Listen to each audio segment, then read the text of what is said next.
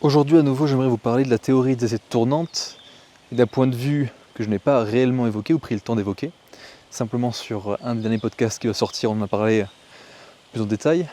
Mais il me paraissait être vraiment important d'expliquer pourquoi les assiettes, mais encore plus en quel honneur ou de quelle manière est-ce que ça va être vraiment intéressant pour nous, en tant qu'hommes, là je parle encore une fois du point de vue du masculin, pour faire en sorte de mieux se développer, mieux se construire et avoir encore une fois beaucoup plus de connaissances vis-à-vis du psyché féminin. Par rapport à cette théorie d'assiette tournante, le grand sujet, le sujet principal, c'est faire en sorte de faire tourner des assiettes comme un jongleur d'assiettes, donc au bout de petits bâtons, qui au début ont besoin de beaucoup d'énergie pour commencer à tourner, mais une fois qu'ils sont sur le bâton et en train de tourner, forcément vous voyez, si vous vous imaginez un petit peu la chose, l'énergie qui est nécessaire pour pouvoir faire tourner l'assiette à ce moment-là, alors qu'elle a déjà de l'inertie, va être moindre. Alors regardez, juste comme ça, une petite forêt sympathique autour. Voilà, avec un petit parc. Petite parenthèse comme ça. Tout ça pour revenir sur le sujet des assiettes. Voilà, donc dès le moment où l'inertie est présente, alors beaucoup plus simple pour les assiettes de tourner naturellement. Et c'est ça qui va être vraiment intéressant. Pourquoi ? Parce que ce que ça veut dire, c'est que au début, on va devoir investir en réalité beaucoup d'énergie, en tout cas bien plus qu'après, et relativement suffisamment de temps, pour qu'ensuite, justement, les demoiselles avec qui on communique, avec qui on interagit, d'elles-mêmes viennent mettre plus d'énergie et y consacrer plus de temps que nous, pour enfin faire en sorte de continuer d'elles-mêmes de tourner sur le bâton. Ça peut tourner un petit peu, ça peut en tout cas sonner un petit peu dérogatoire quand on le dit comme ça, mais en réalité ça a un réel sens quand on sait qu'on apporte de la valeur. Je parlais par exemple de mon point de vue, de mon expérience, encore une fois parce que c'est ce que je connais le mieux, mais dans la mesure où j'ai vraiment pris le temps de travailler sur moi-même, même avant d'être 100% guéri, quand j'étais en processus de guérison, la valeur que j'apportais aux différentes femmes que je côtoyais se situait principalement dans le fait de venir comprendre des choses qu'elles-mêmes ne comprenaient pas par rapport à elles-mêmes, en posant des questions pertinentes, en faisant en sorte en fait de leur ouvrir la vue, ouvrir la perception, le champ des possibles par rapport à des choses qu'elles ne s'étaient jamais demandées. C'est pour ça que j'aimais bien faire, notamment, c'était leur donner des devoirs. Vous voyez, imaginez-vous encore une fois que vous prenez le rôle du professeur ou le rôle du grand frère, appelez ça comme vous voulez, mais un rôle qui va venir impliquer que on lui donne quelque chose à faire parce qu'on sait fondamentalement ce qui est bien pour elle, ce qu'elle a besoin de faire pour venir devenir une meilleure personne ou mieux se sentir, mieux s'épanouir. Généralement, ça va tourner autour d'une même chose, ça va être un souhait qui va être très souvent égoïste. On va appeler ça égoïste parce qu'encore une fois, rappelez-vous, la quête principale de la femme, du féminin en tout cas, ça va être une quête d'amour. Donc elle va chercher à donner de l'amour, certes, mais avant tout, à pouvoir en recevoir. Et pour pouvoir être capable d'en recevoir, ça implique quoi ? Ça implique de travailler sur soi et de guérir ses blessures. Donc, sous le prisme de tu vas pouvoir te sentir épanoui, moins dépressive, moins déprimé, comme vous voulez, et faire en sorte en plus de ça d'attirer à toi les bonnes personnes, etc. Donc vivre une meilleure vie, globalement. Sous ce prisme-là, on va pouvoir lui faire comprendre quelles sont les meilleures choses à faire, disons, pour pouvoir se sentir comme ça. Et c'est comme ça qu'on va faire en sorte, progressivement, lui donner des devoirs, donc comme des quêtes. Imaginez-vous que vous êtes un donneur de quêtes comme dans un jeu vidéo, et que la personne a le choix bien sûr d'accepter ou de refuser vos quêtes. Sauf que, quand vous savez vous positionner, que vous montrez bien, de manière claire, que les quêtes lui apporteront énormément de points d'expérience, on pourrait dire, ils lui feront monter son niveau, alors ce sera beaucoup plus simple pour elle de venir les faire. Si à l'inverse vous ne savez pas comment les amener, effectivement, il y a de fortes chances qu'elle ne les fasse pas. Parce que c'est vrai que, et c'est ce que j'ai trouvé, et c'est aussi pour ça que à l'heure actuelle j'essaie de ne pas accompagner beaucoup de femmes, parce que ça prend une capacité mentale bien plus conséquente qu'un homme, c'est qu'un homme, généralement, là on parle vraiment généralement, je ne vais pas non plus faire en sorte de dire tout le monde ou quoi, mais généralement un homme va voir l'expertise d'un autre homme, il va dire ok, il a atteint, il a accompli ce que je souhaitais accomplir, il montre des choses que je veux avoir pour ma propre vie, donc je vais lui faire confiance, il va me dire ce qu'il y a à faire et je vais le faire, point. Et pas remettre en question. Ou alors que très très peu. À la rigueur, ça peut arriver, mais très très peu.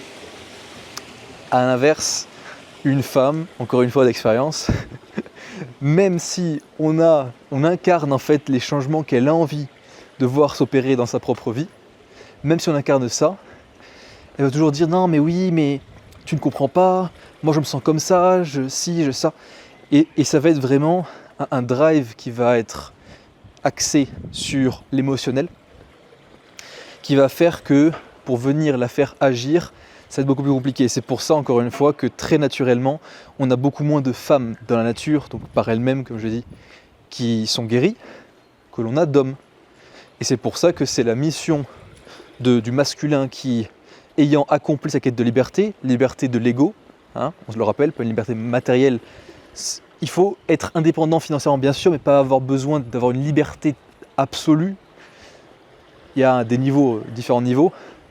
Trop, ça devient quelque chose d'inutile, et surtout si on n'a pas encore fait ce travail sur soi. Bref, une fois que ça s'est fait, liberté donc de l'ego, avec la guérison des blessures, et à partir de ce moment-là, on est capable d'aider des femmes à guérir. Donc très pertinent.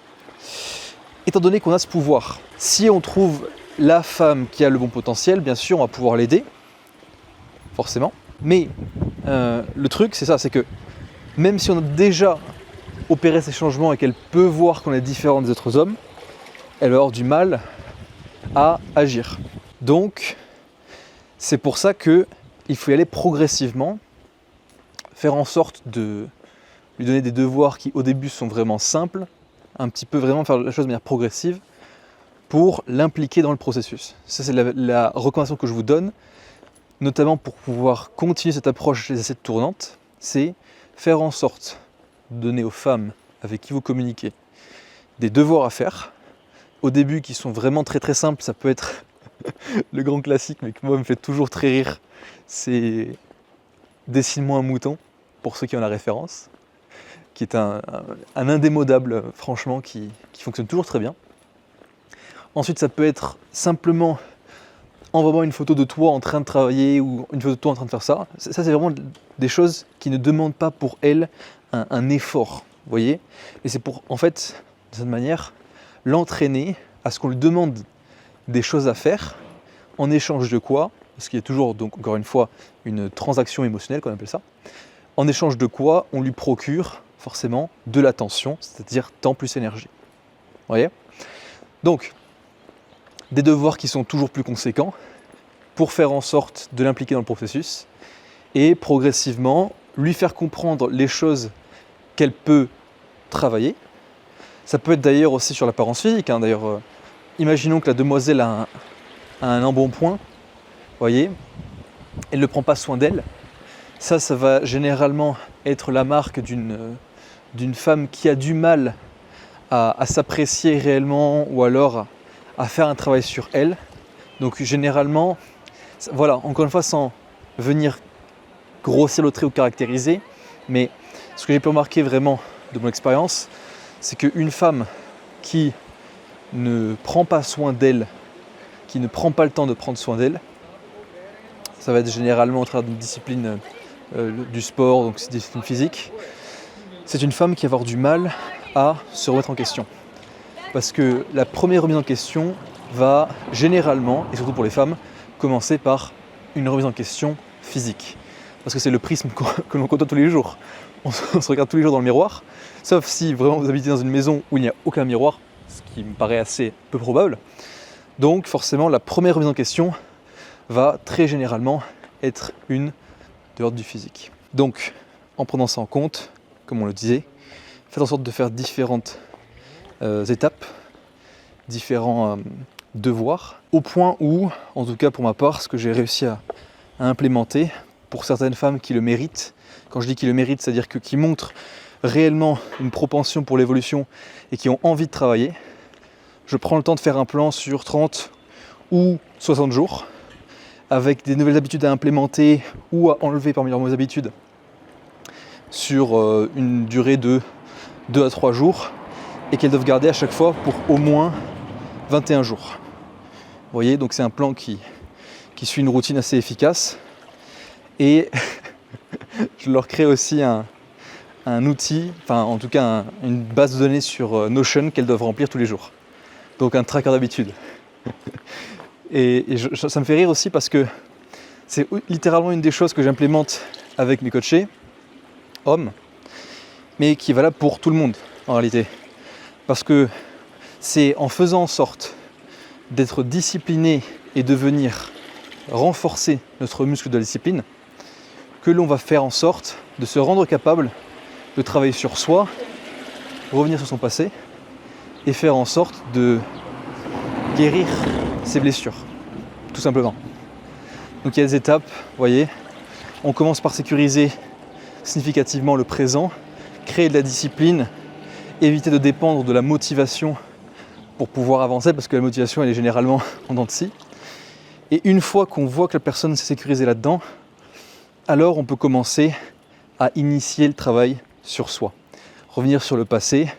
Ça, pour ceux qui ont la vidéo à ce niveau-là, c'est une conversation de niveau 5, c'est-à-dire pure vulnérabilité. On va demander de la demoiselle qu'elle se confie pleinement à nous. Déjà, ça va lui faire un bien fou de venir s'exprimer, mais en plus de ça, ça vous donnera beaucoup plus d'éléments pour venir affiner la manière que vous allez avoir de la rassurer lors de moments difficiles. Vous voyez, parce qu'encore une fois, vraiment je le répète, mais la valeur que vous avez apportée, c'est la valeur du changement de vie. Et il y aura bien sûr plein de femmes qui ne seront pas prêtes pour ça. Vous voyez, c'est pour ça que il n'y a pas besoin, dès le début, de leur apporter une valeur qui se situe là-dedans. Moi, c'est juste quelque chose que j'ai mis en place parce que ça vient très naturellement chez moi maintenant. Il s'agira simplement, pour la valeur initiale, de rendre la chose plus superficielle. Ça veut dire la faire rire, la faire s'amuser, lui procurer d'excellentes émotions, mais pas non plus être à sa disposition constamment.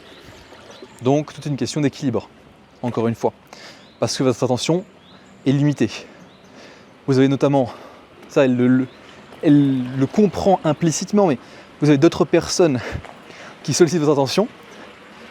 Vous êtes un homme occupé, donc, et c'est là aussi ça aide beaucoup, l'abondance et l'abondance réelle va venir créer en vous la capacité à montrer inconsciemment qu'elle n'est pas la seule et que si elle veut recevoir toute la valeur que vous avez à apporter, il faut qu'elle fasse un effort de son côté aussi. Vous voyez, mais c'est pas dit, parce que dès le moment où vous l'expliquez, dès le moment où vous le dites, ça perd un peu de sa force. Donc, gardez en tête que la meilleure chose, c'est théorie d'assiette tournante, faire en sorte de faire tourner plusieurs assiettes en même temps, pour que la demoiselle comprenne d'elle-même que si elle veut plus de votre part, encore plus de valeur que vous lui apportez déjà, il faut qu'elle en soit prête à, on va dire, je veux dire, let's say, à payer le prix. Vous voyez, à en payer le prix. Encore une fois, si vous souhaitez en savoir plus, me poser des questions en privé, avoir accès à des anecdotes que je ne peux pas raconter sur YouTube, rejoignez mon canal Telegram, lien dans la description. Et si vous avez des questions, des choses particulières à me dire, plutôt en privé cette fois-ci, vous pouvez me contacter sur mon Instagram, @expatcharmant, tout simplement, comme ça s'écrit, sur YouTube. Prenez soin de vous.